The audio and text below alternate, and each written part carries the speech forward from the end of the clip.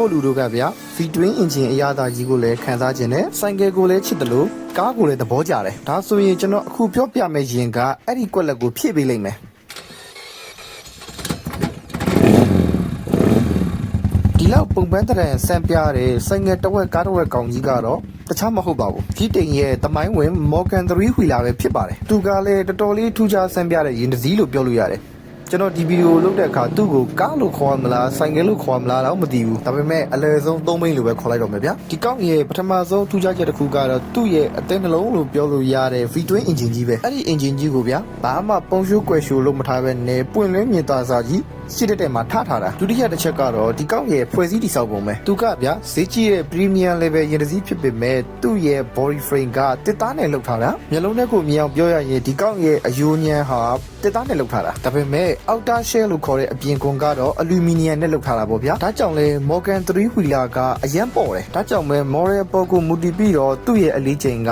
925ကီလိုကနေ950ကီလိုဝေးခြင်းအထိပဲလေးမယ်ဒါကဗျာကားထဲမှာတော်တော်လေးပေါ်တယ်လို့ပြောလို့ရတဲ့ mini cooperလေးရဲ့အလေးချိန်တစ်ဝက်လောက်ပဲရှိမယ်တတိယထူးခြားချက်ကတော့အသစ်ပြန်လဲထုတ်လုပ်လိုက်တဲ့ Morgan 3 wheeler ရဲ့ gear box က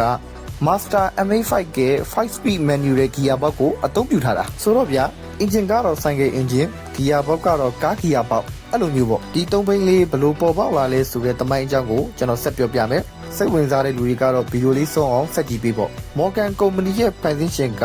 HFS Morgan လို့ခေါ်တဲ့ British engineer တယောက်ပြနာမည်အပြည့်စုံကတော့ Henry Frederick Stanley Morgan တော်တော်ကြီးကိုရှေ့လျားလုံးနဲ့နာမည်ဒီလိုမျိုးဖန်တီးမှုတွေဖြစ်မလာခင်အစမှာ Morgan နဲ့သူ့ရဲ့တငယ်ချင်းတွေကသူတို့အလုပ်လုပ်နေတဲ့ Great Western Railway လို့ခေါ်တဲ့ British ရဲ့အကြီးဆုံးရထားကုမ္ပဏီကနေနှုတ်ထွက်ခဲ့ကြတယ်သူတို့ရဲ့ရည်ရွယ်ချက်ကတော့ကားလေးတွေကိုဖန်တီးဖို့ဒါပေမဲ့အဲ့လောက်ထိငွေကြေးမတက်နိုင်သေးခင်မှာတော့အဲ့ဒီခေတ်ကကားလေးတွေဖြစ်တဲ့ Woolsey Direct လို့ဆိုတဲ့ကားလေးတွေကိုစားပစ်ပေးတဲ့အလုပ်ကိုပဲလုပ်နိုင်သေးတယ်ဒါပေမဲ့အဲ့ဒီအချိန်ကလေးက Morgan ကသူကိုယ်တိုင်လုပ်ထားတဲ့တယောက်စီး၃ဘိန်းလေးကိုအလုပ်သွားအလုပ်ပြန်အတွက်အသုံးပြုနေပြီဒီ၃ဘိန်းလေးကို production အနေနဲ့ထုတ်လုပ်ဖို့တွေပါအတွေးမရဘူးဒါပေမဲ့ဘယ်မှာစပြီးတော့ခေါင်းထဲမှာအတွေးဝင်လာတော့ဆိုတော့ဗြိတိရှနိုင်ငံရဲ့1910ဝန်းကျင်ကားလာတွေမှာ annual license duty တို့လမ်းအသုံးပြုကားတို့ကတော်တော်လေးများတယ်ဆိုင်ကနေရှင်းလိုက်တော်တော်လေးကိုကွာခြားတာကိုသူကသွားတွေ့တယ်ဘိန်းလေးဘိန်းနဲ့အထက်ဆိုရင်ကားလိုပဲသတ်မှတ်ပြီးတော့ဘိန်းလေးဘိန်းနဲ့အောက်ဆိုရင်ဆိုင်ကယ်လိုပဲသတ်မှတ်တဲ့အတွက်ကြောင့်မလို့သူတီထွင်ထားတဲ့၃ဘိန်းလေးကဆိုင်ကယ်စရင်တွေကိုတွားဝင်တာကိုသူကတွေးလိုက်ရတယ်ဒါကြောင့် Morgan ကငါတော့ဒီနီးလန်းနဲ့အခွန်ကိုလက်တလုံးကြားရှောင်လို့ရပါလားဆိုပြီးတော့ညံအလင်းပွင့်သွားခဲ့တယ်ဒီလိုနဲ့ပဲ1910 Olympia မှာကျင်းပတဲ့ motor show ကိုသူ့ရဲ့၃ဘိန်းလေးကိုယူသွားပြီးတော့ပြသခဲ့တယ်ဒါပေမဲ့အဲ့ဒီ show မှာသူ့ရဲ့၃ဘိန်းလေးပေါ်ကိုစိတ်ဝင်စားမှုတွေကအနည်းငယ်ပဲရှိခဲ့တယ်ဒါကြောင့်နောက်နှစ်ပွဲအတွက်အစင်းသစ်ဖြစ်အောင်လို့ V-twin engine တင်ထားပြီးတော့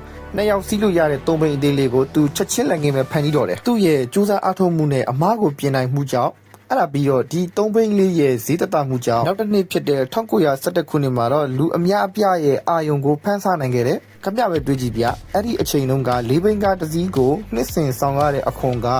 ယူရို20ကနေ30အထိရှိတယ်ဒါပေမဲ့ Morgan 3ဘိန်းလေးရဲ့တန်ကြီးက65ယူရိုပဲရှိတာအခွန်ကလည်းတစ်နှစ်ကို4ယူရိုပဲဆောင်ရတာဆိုတော့ဒီထက်ဈေးသက်သာတဲ့ option ဆိုတာမရှိဘူးဒီလိုနဲ့ပဲ Morgan ရဲ့3ဘိန်းလေးကအောင်မြင်လာလိုက်တာနောက်ပိုင်း model ခွဲတွေအများကြီးထုတ်လို့ရတဲ့အထိပါပဲဒါပေမဲ့ဒီ3ဘိန်းလေးတွေအခွန်သက်သာတယ်ဆိုတဲ့အကြောင်းပြချက်ကနောက်ပိုင်းတဖြည်းဖြည်းမှေးမိန်လာခဲ့တယ်1936မှာ road tax fund ကိုဖျက်သိမ်းလိုက်တဲ့အတွက်ကြောင့်မလို့ကားတွေထဲအခွန်ပြရတာတက်တာတယ်ဆိုတဲ့အာသာချက်ကမရှိတော့ဘူးအစတည်းကကားပဲထုတ်ချင်တဲ့ Morgan အတွက်ကတော့ကားထုတ်လုပ်ဖို့အတွက်အခွင့်အရေးကောင်းဖြစ်သွားတာပေါ့ဗျာဒီကားလေးတွေအကြောင်းစိတ်ဝင်စားရင်တော့နောက်ထပ်အပိုင်းတစ်ခုနဲ့တက်ထပ်လုပ်ပေးမယ် Morgan ဘက်က၄ဘိန်းကားကိုစတင်ထုတ်လုပ်ပေးမယ်လဲ၃ဘိန်းကိုချစ်မြတ်နိုးတဲ့ diehard fan တွေအတွက်3 wheeler လေးတွေကိုဆက်လက်ထုတ်လုပ်ပေးနေတော့မယ်ဒါပေမဲ့3 wheeler ထုတ်လုပ်မှုကို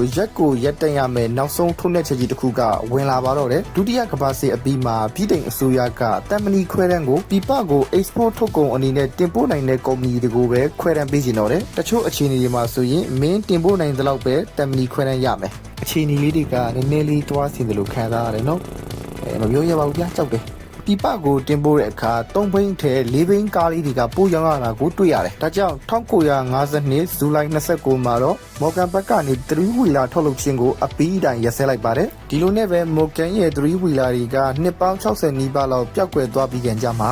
2017 Geneva Motor Show မှာ Morgan 3 wheeler ကို Project 101ဆိုတဲ့နာမည်နဲ့ခေတ်သစ်နည်းပညာတွေကိုထည့်သွင်းပြီးတော့ပြန်လည်အသက်သွင်းထားကြောင်းပြသခဲ့ပါတယ်။ engine ကတော့ American ကနာမည်ကြီး custom V-twin engine တွေကိုထုတ်လုပ်တဲ့ SNS ကုမ္ပဏီကနေဝယ်ယူအသုံးပြုထားတဲ့2လီတာလို့ပြောလို့ရတဲ့1983cc ရှိတဲ့ V-twin engine ကြီးကိုအသုံးပြုထားပြီးတော့ engine ကလေနဲ့ပဲအေးခံပါတယ်ရေတိုင်းကြီးလုံးဝမပါပါဘူး engine လက်ပတ်နှုန်း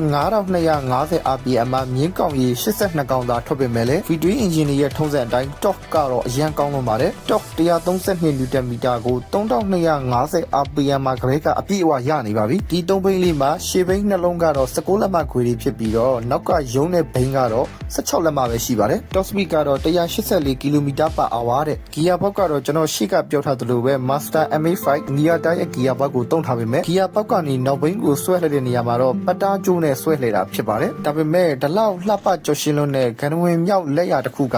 2021အရောက်မှာတော့ကျွန်တော်တို့သိချစ်တဲ့ဆိုင်ငယ်များနီးတူပဲ